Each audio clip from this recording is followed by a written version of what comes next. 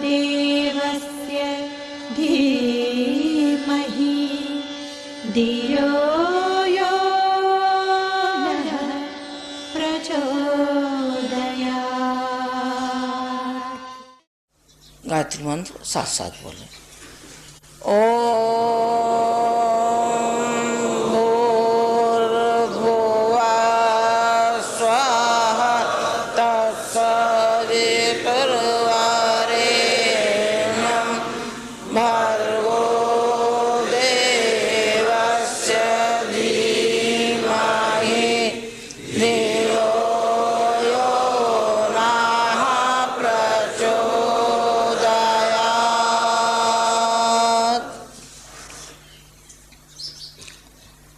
दो घड़े रखे थे। एक घड़े का मुंह ऊपर की तरफ था और एक घड़े का नीचे की ओर था। बारिश हुई। जो ऊपर की तरफ मुंह था वो भरता हुआ चला गया और जो नीचे की ओर जिसका मुंह था उसमें पानी ढलता हुआ चला गया। जो नीचे की ओर मुंह था वो बारिश को कोस रहा था और जो घड़ा भरा हुआ था उससे ईसा और डाह करने लगा कि इसके अंदर पानी कैसे आ गया और मेरे अंदर क्यों नहीं आया।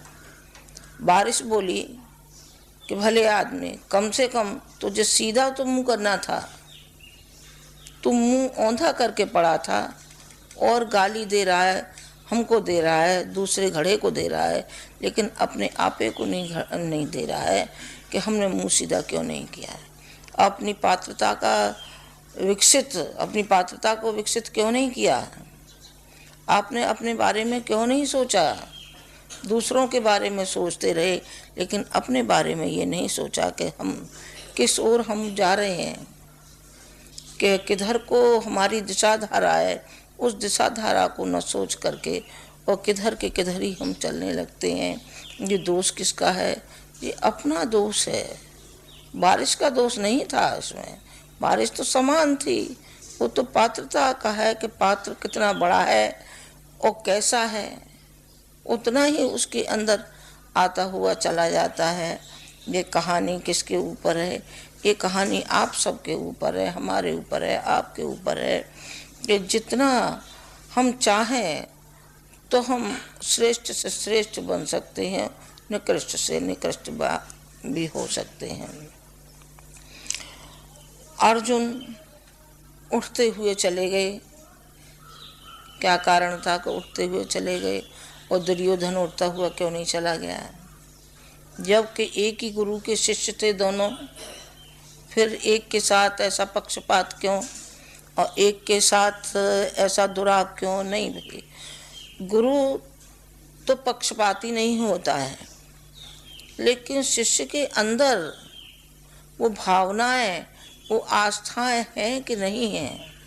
शिवाजी उठते हुए चले गए, एकलव्य उठता हुआ चला गया, तो कैसे चला गया? आखिर उसकी श्रद्धा और उनकी भावनाओं ने उनको ऊपर उठाते हुए चले गए।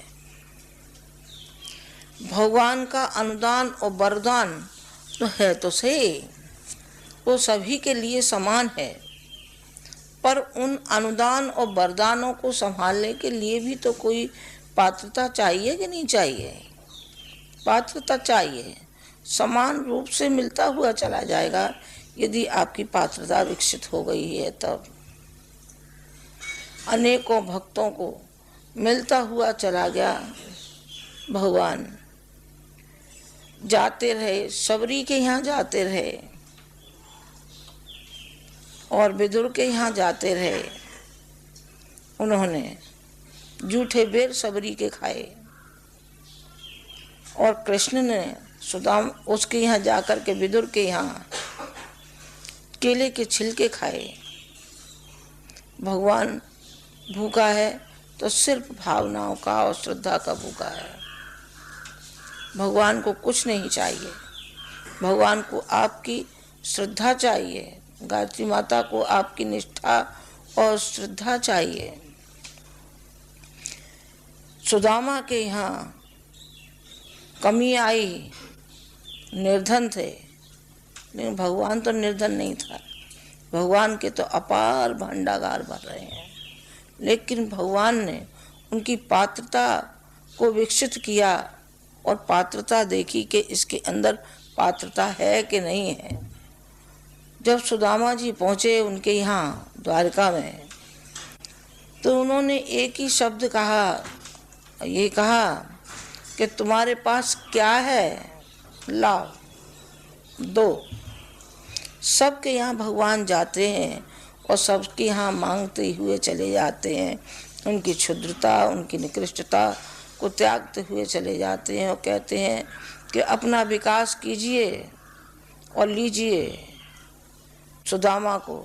सुदामा के पास थोड़े से चावल थे, उनकी घरवाली ने दे दिए और वो चावलों को बगल में दबा करके और चले गए। उनका इतना विराट स्वरूप, उस मित्र को मैं चावल दूं, वो तो सोच रही थी ये मैं चावल कैसे दूं। मेरी घरवाली ने तो ये कहा था कि तुम्हारे बालपन के सखा हैं, तुम इन चावलों को उनको देना भेंट में, पर वो नहीं दे पा रहे थे और कृष्ण ताड़ गए, इस बात को ताड़ गए कि इनके पास है, पर ये संकीर्ण मन, इनका जो संकीर्णता से भरा हुआ मन है, या तो वो नहीं दे पा रहा है या ये संकोचवश नहीं दे पा रहे हैं। तो उन्होंने कहा कि लाओ सुदामा जी, क्या लाए हैं, हमारी भाभी ने क्या भेजा है। उन्होंने कहा कि मेरे पास कुछ नहीं, कि तुम्हारे पास कुछ नहीं है। उन्होंने कहा कि ये चावल है। कहते हैं उन्होंने 3 मुट्ठी भर करके चावल खाए और फिर उनकी पत्नी ने उनका हाथ पकड़ लिया। उन्होंने कहा कि तीन खा करके तो आप सारा का सारा दिए दे रहे हो, चौथे को खा करके तो आप क्या करेंगे। आप 3 मुट्ठी खाइए, तीनों लोगों के विजेता हैं आप, बस इससे ज़्यादा मत खाइए। और सुदामा का कहते हैं कि उसका क्या से क्या होता हुआ चला गया। सुदामा के बारे में ये कहानी संभव है अलंकारिक हो, पर सिद्धांत इसके बिल्कुल सही है। सिद्धांतों में कमी नहीं है। सिद्धांतों में होती तो फिर नरसिंह मेहता के लिए भी हम झूठा कहते, जिनकी के हुंडी भुन गई थी। मीरा को भी हम झूठा कह सकते थे, जिसने किनारी जागरण के लिए सारा जीवन मीरा ने लगा दिया था। आपको मालूम है, जो घर में राजपाट छोड़ करके और वो मीरा दर दर भटकती फिरी, घर घर जाती रही और महिलाओं का जन जागरण के लिए उसने कदम उठाया। मीरा ने अपनी सुविधाओं को त्यागा। सुविधाओं को त्यागना पड़ता है, बुराइयों को त्यागना पड़ता है और अच्छाइयों को लेना पड़ता है। आप आए हैं, आप अनुष्ठान के लिए आए हैं, 9 दिन का अनुष्ठान। अनुष्ठान क्या है? अनुष्ठान माने संकल्प होता है, और संकल्प वो होता है कि हम अपनी दृढ़ता के साथ उसको पूरा करते हुए चले जाते हैं। यदि संकल्प को हम पूरा नहीं कर पाए और हम कहीं भटक गए, हमारा दिमाग कहीं चला गया, जाप कर रहे हैं कहीं और दिमाग जा रहा है, जाने कहाँ का हमारा कहाँ जा रहा है, जाने कहाँ का हमारा कहाँ जा रहा है, घर गृहस्थी में जा रहा है, कारोबार में जा रहा है, जाने किधर को जा रहा है, तो फिर आप जब क्या कर रहे हैं, आप अनुष्ठान क्या कर रहे हैं? आप तो मखौल कर रहे हैं। आप मखौल मत कीजिए। क्या करें? आप एक अबोध बच्चे का रूप धारण कीजिए, अपने मन में विचारिए कीजिए कि हम एक अबोध बच्चे हैं, छोटे बच्चे हैं, और हम माँ की गोदी में खेल रहे हैं, माँ की गोदी में। अथवा ये भी कल्पना कर सकते हैं, ये भी भावना कर सकते हैं, जैसा कि गुरु जी के अमृत वचन में आपने सुना होगा कि आप ये मान के चलिए शांति कुंज माने है माता जी का पेट। इस गर्भ में हम पल रहे हैं। जब गर्भ में शिशु रहता है तो जो माता देती है उसी को खाता है, उसी से पलता है। इन 9 दिन के लिए आप बिल्कुल अपनी मनोकामनाओं से रहित आप उपासना कीजिए, फिर देखिए आपको कितना आनंद आता है। बहुत आपको आनंद आएगा और आपको शांति मिलती हुई उससे चली जाएगी। इसलिए चली जाएगी कि आप खाली हो गए ना। जब तक आप खाली नहीं होंगे, बांस जब तक खाली नहीं होता है तब तक किस तरीके से बांसुरी बन सकती है उसकी, कैसे उसमें वंशलोचन पैदा हो सकता है। स्वाति नक्षत्र की बूंद हर जगह गिरती है, लेकिन कहीं सफलता नहीं मिलती। जहाँ कहीं भी खाली होता है वहाँ सफलता मिलती है। सीप होती है, सीप औंधी पड़ी होगी तो बताइए मोती पैदा कैसे होगा। सीप का मुंह खुला होगा, ऊपर को होगी, तो ही तो उसमें से मोती पैदा होगा। वंशलोचन तभी तो पैदा होगा। गाय के कान में पड़ेगी तभी तो गौलोचन पैदा होगा। ये किस तरीके से होगा? पहले भक्त को अपना हृदय खाली करना पड़ता है, मनोमालिनता खाली करनी पड़ती है, और जो अपनी जीवात्मा पर पड़े हुए मल और विक्षेप है वो समाप्त करना पड़ता है उसको। यदि वो समाप्त नहीं किया गया है तो उस अंगारे की भांत हो जाएगा कि एक अंगारे पर परत पड़ा हुआ था, जो सफ़ेद परत होता है, पर उसने उस परत को हटाया नहीं, तब तक वो दबा रहा, उसे छूते रहिए गर्मी नहीं आएगी। लेकिन जब हम परत को हटा देते हैं तो उसमें से वो धधकता हुआ अंगारा सामने आता है और गर्मी देता है। लकड़ी इधर उधर पड़ी रहती हैं और उन्हीं लकड़ियों को जब हम अग्नि में डाल देते हैं तो वो अग्नि का स्वरूप हो जाता है। इसी तरीके से भक्त का है। भक्त जब भगवान से जुड़ जाता है तो उसका स्वरूप उसमें आने लगता है। वो अच्छाइयाँ भगवान में जो विद्यमान है वो भगवान की अच्छाइयाँ भक्त में आती हुई चली जाती हैं। एक ही पहचान है कि इनके अंदर बुराइयों का निष्कासन हुआ अथवा नहीं हुआ। इनकी बुराइयों का निष्कासन नहीं हुआ है और अच्छाइयों को इन्होंने नहीं लिया है, तब तक इनको भक्त कैसे मान लिया जाए? तब तक भक्त नहीं माना जा सकता है। भक्त तभी होगा जब वो अनुकरण करेगा। ये शिक्षाएं हैं, ये भगवान के अनुदान और वरदान हैं जो समय समय पर भक्त को मिलते रहे हैं। मीरा को मिला, हाँ मीरा को मिला। मीरा ने कहा मेरा तो गिरधर गोपाल दूसरो न कोई। मेरा तो गिरधर गोपाल है, दूसरा कोई इस संसार में नहीं है। जब तक ये भावनाएं नहीं होती हैं तब तक उसको मिलेगा नहीं।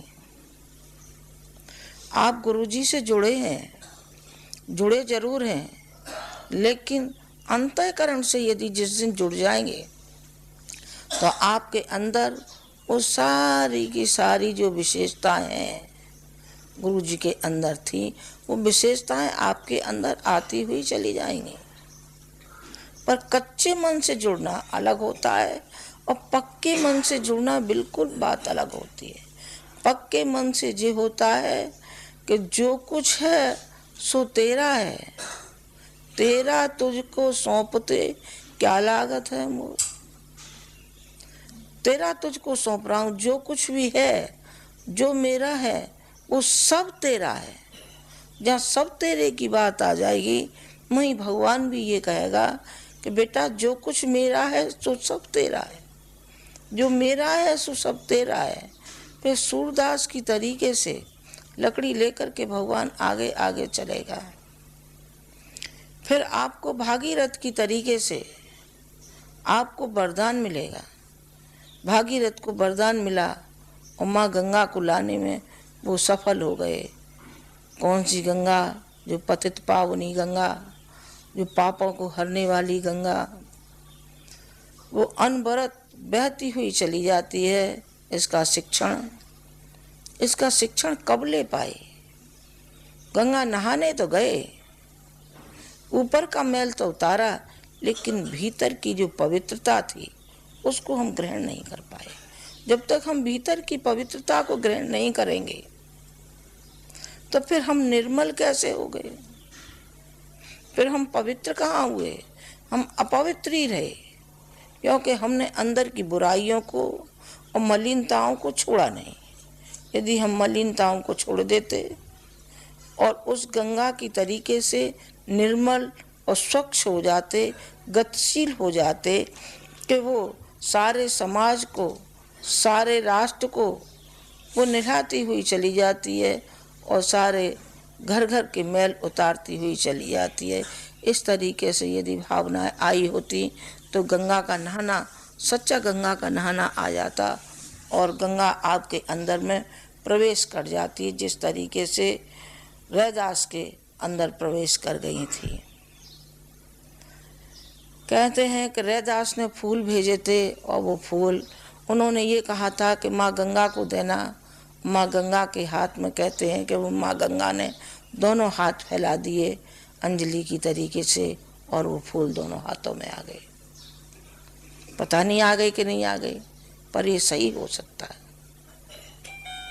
उनका एक और उदाहरण है कि मन चंगा तो कठौती में गंगा, कठौती में ही गंगा है मेरी। फर्ज और कर्तव्य को वो निभाते हुए चले गए। जो उनका कार्य था उन्होंने कहा कि ये भगवान का कार्य है, ये माँ गंगा का कार्य है, जो मैं कार्य कर रहा हूँ इसको छोड़ करके मेरा जाना ठीक नहीं है। माँ से कह देना कि बहुत व्यस्त है तुम्हारा पुत्र, इसीलिए वो नहीं आया है। कहते हैं किसी का कंगन एक खो गया था तो उन्होंने ये रैदास को चैलेंज किया कि तुम भगवान के भक्त हो तो ये बताओ ये कंगन हमारा खो गया है तो कंगन कहाँ से आ गए। एक उनके ऊपर व्यंग था, व्यंग था, भगवान की कुछ दयन थी, कोई गंगा माँ की करुणा थी। तो कहते हैं कि उन्होंने कठौती में से निकाल के कंगन उनको दे दिया। पता नहीं, ये तो चमत्कारिक बात नहीं, मैं कैसे इस बात को अपने मुंह से कहूँ, शोभा भी नहीं देता, नहीं ये फिर चमत्कार हो जाएगा। चमत्कार नहीं बल्कि भक्त की जो विशेषता थी और उनको अनुदान और वरदान के रूप में जो मिला था उसने दे दिया।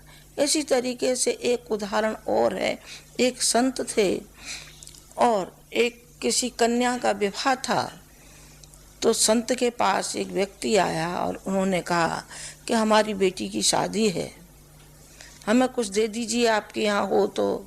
उन्होंने कहा सारा घर देखा, कुछ नहीं था, पत्नी सो रही थी, उसके दोनों हाथों में कंगन थे। तो उन्होंने चुप से एक कंगन उतार करके और उसको अतिथि को दे दिया कि जा भाई, और तो कुछ नहीं है मेरे पास, जी एक कंगन है, इस कंगन को तुम ले जाओ। दूसरा उतार नहीं पाए।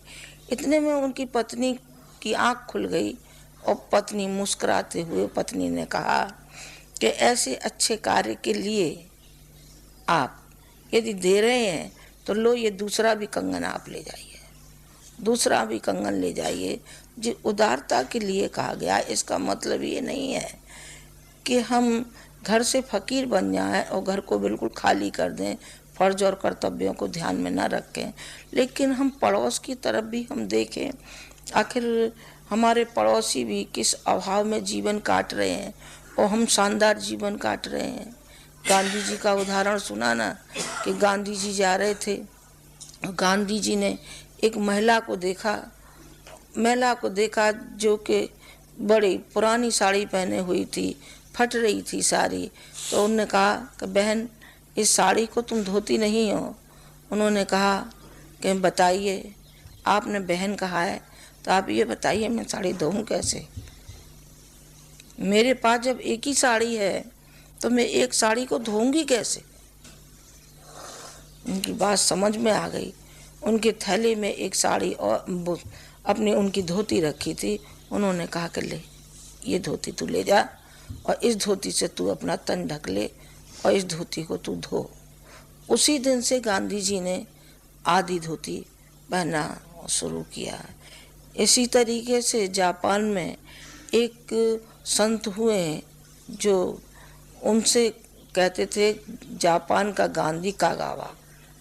गांधी की तरीके से उनके विचारधारा, और गांधी अपने राष्ट्रपिता हो गए और वो भी जापान के राष्ट्रपिता हुए हैं। स्वार्थ से नहीं बेटा, स्वार्थ से नहीं हुआ। स्वार्थ यदि मन में होगा तो फिर हम स्वार्थ के वशीभूत होकर के हम कुछ पा नहीं सकेंगे। स्वार्थ तो फिर स्वार्थ ही रह जाएगा। हमें परमार्थ की ओर कदम बढ़ाना चाहिए। हमारी उपासना भी सफल तभी होगी। उपासना का मतलब क्या है? मतलब एक ही मतलब है कि जो जीवात्मा परमात्मा में मिल जाए, ये समर्पण है, ये समर्पण है। उपासना भगवान के लिए की जाती है और साधना अपने लिए की जाती है। भगवान के लिए उपासना और अपने लिए साधना। अपने लिए साधना, अपने व्यक्तित्व को बनाना, व्यक्तित्व को बनाना। फिर आती है समाज सेवा की, जिसको कि आराधना कहते हैं। आराधना के बगैर हमारी साधना अधूरी है, हमारी उपासना अधूरी है। यदि हमने समाज सेवा नहीं की है तो ये दोनों चीज़ हमारी अधूरी हैं। और हमने किया है तो हम संपूर्ण व्यक्तित्व उससे बनता है। संपूर्ण इससे व्यक्तित्व बनता है। उस व्यक्तित्व को बनाते हुए चले जाते हैं तो सारे समाज को, सारे राष्ट्र को वो हमारा सहयोग मिलता हुआ चला जाता है और देते हुए चले जाते हैं। उसके बदले में सम्मान और सत्कार मिलता हुआ चला जाता है। ये आपको मालूम है, भली बात मालूम है कि जितने भी हमारे संत हुए हैं, जिनको अनुदान और वरदान मिले हैं, वो तो स्वयं निहाल हुए ही हैं, लेकिन उनके पास कुछ नहीं रहा है। गुरुजी के पास कुछ नहीं रहा। कभी भी एक नया पैसा तक उनकी जेब में नहीं रहता था। मिशन के लिए उन्होंने लाखों खर्च किए और अपने लिए वो एक नया पैसा खर्च नहीं करते थे। मैं आपको एक बात बताऊं, बहुत पुरानी बात है, शुरू की, कि मुझे लेने के लिए आगरा गए तो कुछ पड़ोस की जो लड़कियां थीं उन्होंने मुस्कुराई और उन्होंने देखा कि जो धोती पहने हुए हैं उसमें थेगड़ी लग रही है। उन्होंने कहा कि जब इनको मालूम था कि हम लेने जा रहे हैं तो फिर ऐसे कैसे आए। वो लड़कियां जो थी मुस्कुराई। मैंने लड़कियों को डांटा। मैंने कहा तुम ये मत समझो, भिखमंगे नहीं है, गरीब नहीं है, पर हमारा रहन सहन जो है वो हमारा गरीबों का सा है, क्योंकि हमने बना रखा है। जब बना रखा है तो फिर तुम क्यों हंसती हो। उनका जो रहन सहन था, जो मैंने आपको बताया, कई बार मेरा साथ जाना हुआ तो मैंने देखा, एक बार उनकी यहाँ से लेके यहाँ तक धोती फट गई। मैंने तो अच्छी देख करके रखी थी, धो करके साफ करके। मैंने कहा ये साबित है, मुझे क्या मालूम था इतनी घिस गई है कि पहनते ही फट जाएगी। अब पहनते ही फट गई। अब मुझे बहुत शर्म आने लगी। मुझे शर्म अपने ऊपर क्षोभ भी आया कि मैंने धोती को देखा नहीं, कम से कम यूँ करके देखती, पर यूँ करके देखती तो सारी फट जाती। तो मैंने उनसे कहा कि आप धोती ऐसी पहने हुए हैं, आप दूसरी बदल लो। उन्होंने कहा देखो मीलों आगे निकले आए हैं, अब मीलों पीछे जाएं तब धोती को बदल के आवे। इसे तो ऐसी भली है, कोई नहीं देखता है। हमें धोती को देख रहा है कि हमारे व्यक्तित्व को देख रहा है। व्यक्तित्व होता है कि ये बनावटपन होता है। बनावटीपन उनके जीवन में जरा भी नहीं था। उपासना की तो उन्होंने हृदय से की, साधना की तो उन्होंने हृदय से की, और आराधना की तो उन्होंने हृदय से की। जिसमें आप लोग जुड़े हुए हैं, इनमें कई एक तो पुराने बैठे हैं जो कभी मिलते थे, उनसे बातचीत करते थे। वो भूल पाएंगे जिंदगी भर? वो बेटे नहीं भूल पाएंगे। उनको कोई भी नहीं भूल सकता है। जो भी कोई उनसे जुड़ा है और उनके समीप बैठा होगा, कभी भी वो भूल नहीं सकता है। उनके अंदर ये विशेषता थी, उनके अंदर वो चिपकने वाला मादा था, जिससे कि व्यक्ति चिपकता हुआ चला जाता था और ये कहता था कि ये तो हमारी माँ है। माँ का जैसा प्यार उनके हृदय में लबालब भरा रहता था। सेवाएं, दीन दुखियों की सेवाएं, अपने ऊपर कोई ली होगी तो ली होगी, लेकिन दूसरे को बचाया होगा, उन्होंने हमेशा बचाया होगा। उसको हिम्मत देने वाली बात हमेशा उन्होंने हिम्मत देने वाली बात कही, गिराने वाली बात कभी भी नहीं कही। जरा जरा से लड़के उन्होंने उछाल के कहाँ से कहाँ रख दिए, कहाँ से कहाँ रख दिए। जो जाते हैं उनका सम्मान होता है, गले में मालाएं पड़ती हैं। आप जानते हैं कितना उन्होंने इस समाज को और राष्ट्र को दिया है तो उसके बदले में पाया श्रद्धा पाई, और शरीर के न रहने पर भी अपार श्रद्धा। आप कहेंगे कैसे देखी जाए वो श्रद्धा लोगों में है या नहीं है? तो आप कहीं जाना जहाँ के अश्वमेध हो रहे हों, वहाँ कहीं आप जाना तो आपको मालूम पड़ेगा कि इस कदर जन समूह उमड़ पड़ता है। जहाँ सुनता है कि माता जी आ रही हैं, वहाँ इस कदर जन समूह उमड़ पड़ता है कि मैं आपसे क्या कहूँ, क्या दे करके हम उनको आते हैं, जरा बताना। वो गरीब बेचारे मिल भी नहीं पाते हमसे, उनकी इच्छा होते हुए भी पास तक नहीं आ पाते हैं, और मन में बड़ी पीड़ा होती है कि हमारा आना यहाँ बेकार रहा कि हम मिल भी नहीं पा रहे हैं। पर इन लाखों व्यक्तियों से कैसे मिला जा सकता है? मिला भी नहीं जा सकता।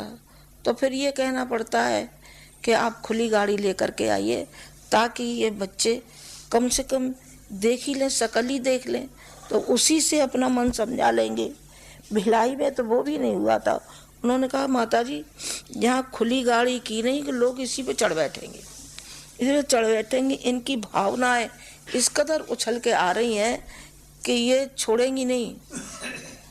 आपका मुश्किल हो जाएगा, चलना मुश्किल हो जाएगा। बिल्कुल ऐसा ही होता था। मैं तब भी थोड़ा कांच को जरा इधर उधर निगाह हुई लड़कों की, मैं जरा कांच को नीचे कर देती थी, इसी में से हाथ हिला दिया, इसी में से उन्होंने शक्ल देख ली तो थोड़ा, और फिर लड़के का भीड़ होती थी जब ऊपर कर देते थे, इसलिए कर देते थे कि अब ये तो मानेंगे नहीं तो किस कदर से ये बचाव कैसे करेंगे। पर मैं बताती हूँ, मेरे दिल में बड़ा पीड़ा होती थी, बहुत पीड़ा होती थी। ये मैंने श्रद्धा की बात कही कि किस कदर शरीर न रहने पर भी कितनी अपार श्रद्धा है लोगों में। जो भी बात कही गई है वो बात पूरी होती हुई चली जाती है।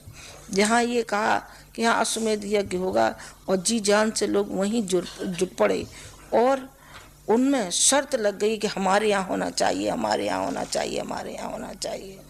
जी मैंने देखा उनके अंदर झांक करके, तो मैं कंट्रोल थोड़ा करती रही हूँ, करूँगी भी कंट्रोल, कि जब पास में हो रहा है तो तेरे यहाँ कैसे दे दें, और तेरे यहाँ पीछे देंगे, अभी नहीं, थोड़े दिन बाद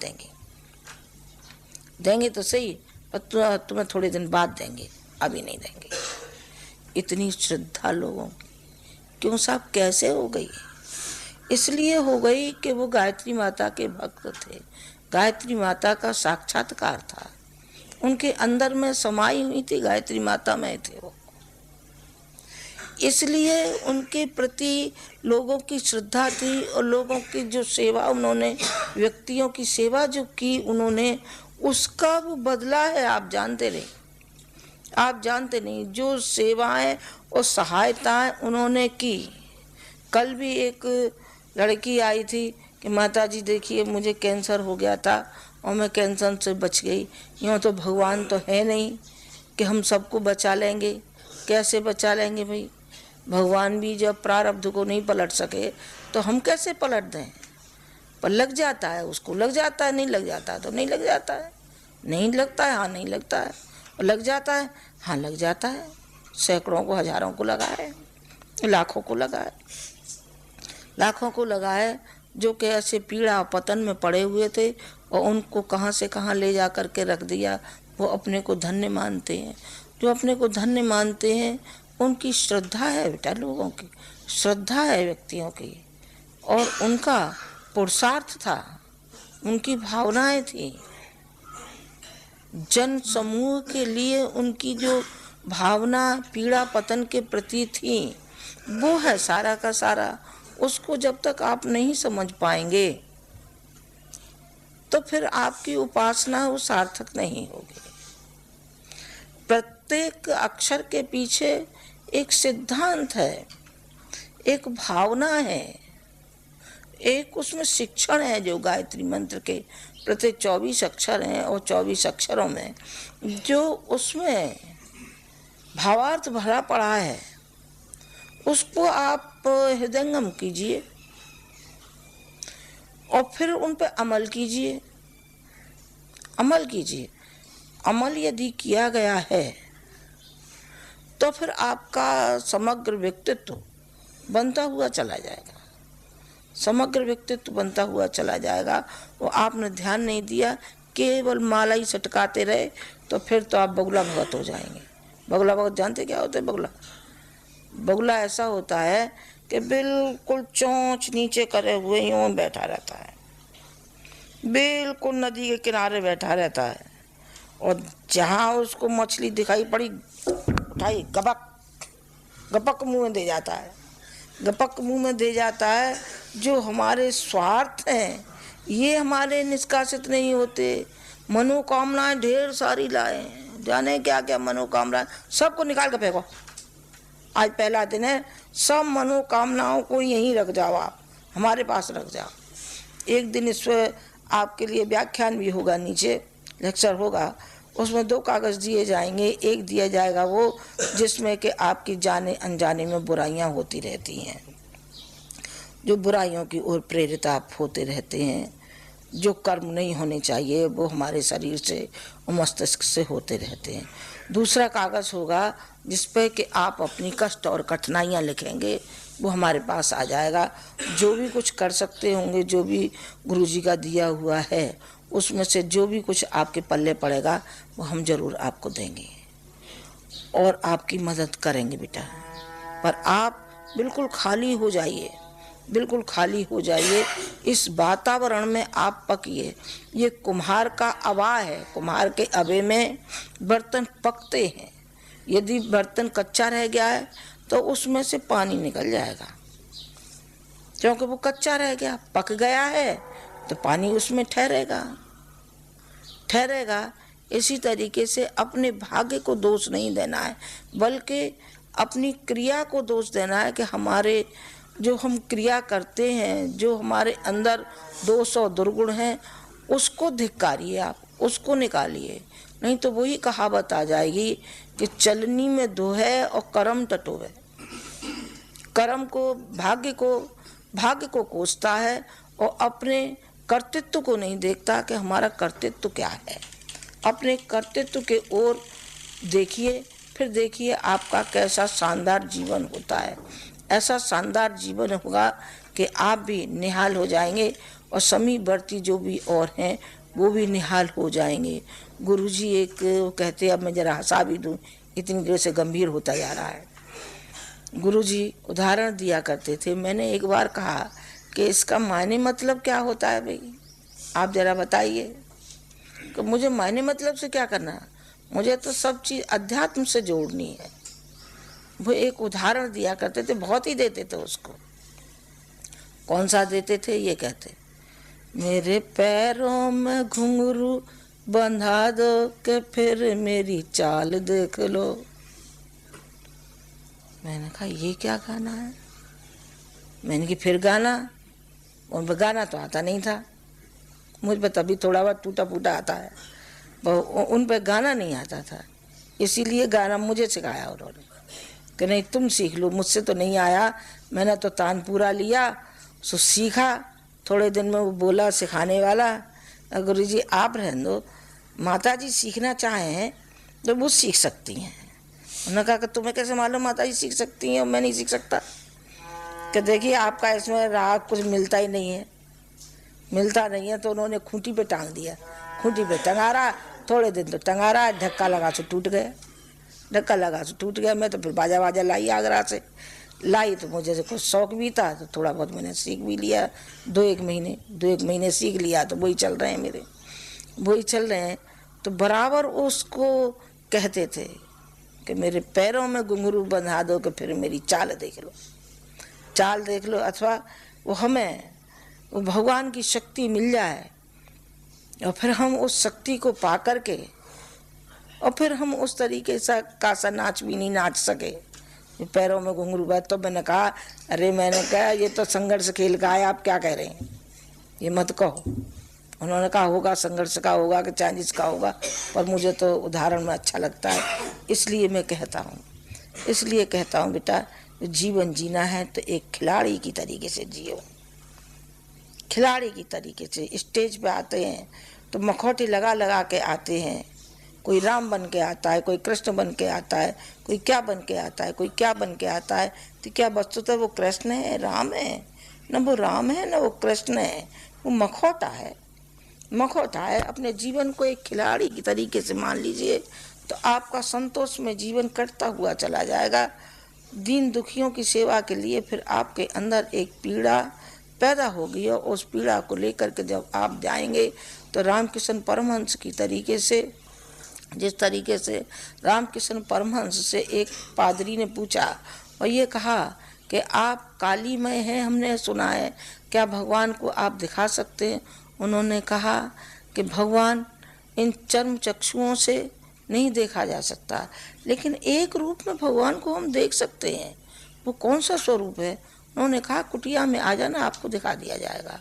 और उनको दिखा दिया, एक कोढ़ी की सेवा करते हुए। जिस तरीके से माँ अपने बच्चे की सेवा करती है उस तरीके से उन्होंने, परमहंस ने सेवा की और देखा कि माँ बिल्कुल, ये तो माँ काली में ही है।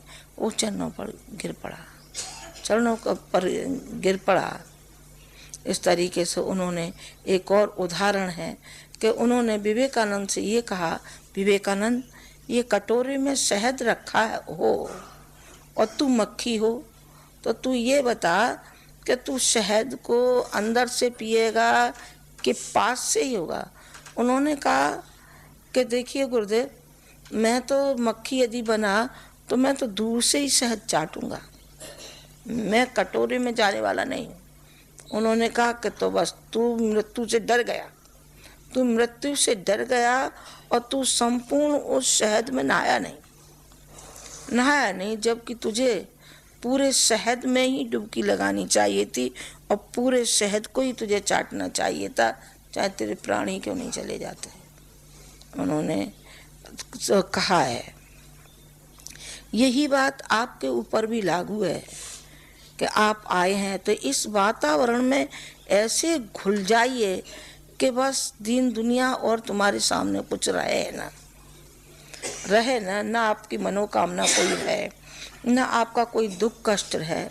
आप सही मानना कि जो भी आप दुख कष्ट लेकर के आए हैं आपके कम होने वाले हैं, कम होंगे ही, इसमें दो राय नहीं है। पर शर्त यही है कि आपकी मनोभूमि कैसी है। मनोभूमि इस लायक है आपकी कि आपने यहाँ जो भोजन किया है वो आपने प्रसाद का रूप धारण किया है, तो आपको बल मिलता हुआ चला जाएगा, आपकी बीमारी कम होती हुई चली जाएगी। देख लेना आप कि आपकी बीमारी कम होती हुई चली जाएगी। इस वातावरण में पकिए। ये वातावरण बड़ी मुश्किल से गुरुजी ने बनाया, अपनी तपश्चर्या से, अपनी साधना से, अपनी आराधना से इस वातावरण को बनाया है जहाँ अखंड दीपक है। अखंड दीपक के पास उन्होंने 24 लक्ष्य के 24 पुरुषण किए। आपको भी इसी तरीके से आपको चलना है। भगवान करे आपकी उपासना फलीभूत हो, पर फलीभूत तभी होगी जब आप अपने अंतःकरण को साफ सुथरा इस हृदय कमल को खिलने दीजिए ताकि गायत्री माता आके आपके हृदय कमल पर विराजमान होती हुई चली जाए। हृदय में आपके कूड़ा कबाड़ा भरा होगा तो फिर बताइए किस तरीके से गायत्री माता आएंगी आपके पास? वो नहीं आएंगी। वो बहुत होशियार है, दयालु भी हैं, करुणामय भी हैं, सब कुछ है, पर होशियार भी बहुत है। उनसे ज़्यादा होशियार भी कोई नहीं है। वो गंदे गलीज पे नहीं बैठती, चूहे पे नहीं बैठेंगी, कबूतर पे नहीं बैठेंगी, वो हंस पे बैठेंगी जो विवेकशील होता है, नीर और चीर का, जिसको विवेक होता है, ज्ञान होता है, उदार होता है, उसके ऊपर आकर के गायत्री माता बैठेंगी। आप हंस बनने की कोशिश करना, आप कौवा बनने की कोशिश मत करना, आप हंस बनिए। आप हंस बनिए ताकि आपके कंधे पे आकर के गायत्री माता बैठे। जिस उद्देश्य को आप लेकर के आए हैं और 9 दिवसीय सत्र करने के लिए आए हैं, तो आपको उसमें सफलता मिले। इन्हीं शब्दों के साथ मैं अपनी बात समाप्त करती हूँ। ओम शांति।